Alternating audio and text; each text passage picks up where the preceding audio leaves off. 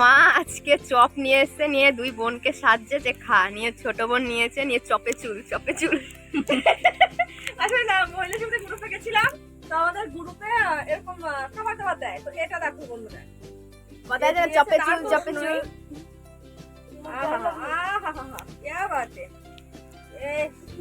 খাবে তুমি? আর জীবনে চপ খাবো না। এই বগলের নিচে চুল এটা। না না না, এটা পুরো গোটা চুল, মাথার চুল। বারে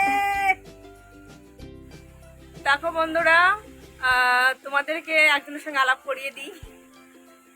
তো আলাপ করানোকে হাসছি কেন, কারণ আমার থেকে সম্পর্কে ননদ হয় আর বয়সে অনেক বড়, মানে আমার দিদি। দেখো আমার সুইট, মানে জটিলা কটিলা ননদ। না গো, জটিলা কটিলার মতো না, ভীষণ মিষ্টি গো, ভীষণ ভালো। তোমাদেরকে দেখাচ্ছি, এটা দিদি স্মৃতি হিসেবে থেকে যাবে। তো এখন একটুখানি রান্না করেছি, সেরকম কিছু রান্না করতে পারি নাই দিদির জন্য, কিছু করি নাই, শুধু আবার বলছি পুজোর সময় আসতে, পুজোর সময় আসবা। কারণ দেখো এই বয়সে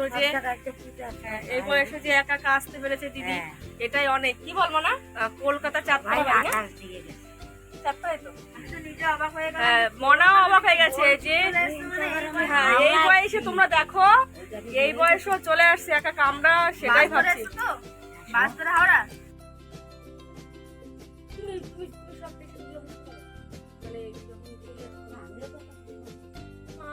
বসেছে পিসি, আর এদিকে মাল গল্প করছে, কারণ পিসি বাড়িতে চলে যাবে,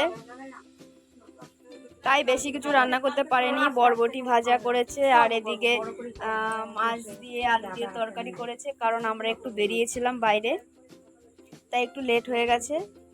তাই আমি আর বুনি এখন খাবো না, কারণ আমরা একটু বাইরে থেকে উল্টোপাল্টা খাবার খেয়েছি, যার কারণে এখন খিদে পাইনি।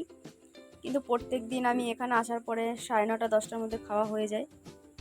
তো পিসি বলছিল একসঙ্গে খাবে, কিন্তু একদমই খিদে নেই পেটে, তো কি করে খাবো। মা গল্প এখন ছোট বাচ্চা হয়ে গেছে, এদিকে মা দিচ্ছে কাটা ছাড়িয়ে মাছের, আর পিসি খাচ্ছে। হাসিটা দেখে না, কলগেট হাসি। আর এদিকে আমার মা তো আজকে হাঁসের মাংস খেয়েছে, মানে সারাদিন হ্যাঁ হ্যাঁ হ্যাঁ।